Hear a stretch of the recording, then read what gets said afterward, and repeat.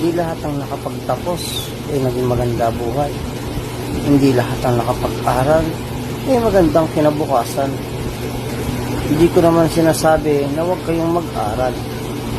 Pero kahit hindi ka nakapagtapos o nakapagtapos ka, kung ang respeto ay ibinigay mo sa sarili mo at nangarap ka na unting-unting iyong tinutupad, siguro hindi binabase ang pinag-aaralan. Ang binabase dito kung paano ka maging mabuhay ng maayos at lumaban ng tapat at parehas. Paano ka mo? Maraming mga nag-aral na kung tignan ng mga iilang tambay ay ganun na lamang. Sasabihin nila, walang kinabukasan, bastos yan.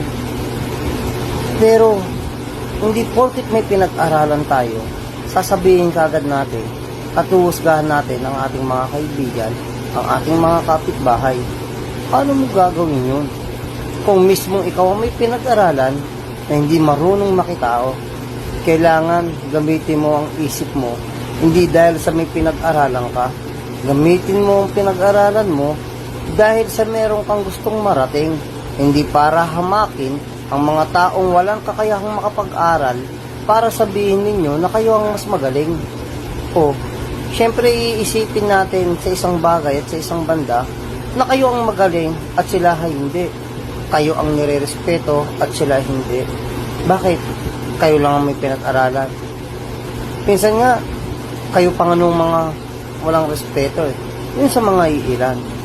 Pero at least believe ako sa mga may pinag-aralan na mga nakagraduate na ginamit nila ang kanilang pinag-aralan para sa kanilang kinabukasan at pangarap, hindi para apakan ang mga taong walang pinag-aralan.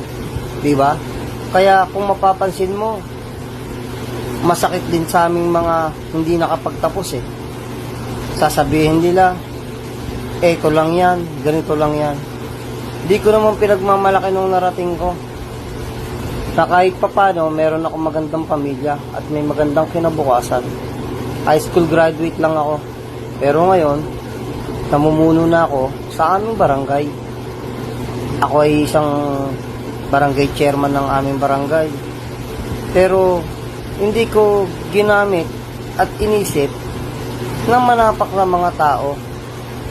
Basta ang akin may pinag-aralan o walang pinag-aralan, basta't marunong ka rumispeto at gumalang at lumaban ng parehas, siguro ang bawat pangarap natin ay maaabot natin dahil sa pagmamahal natin sa bawat isa.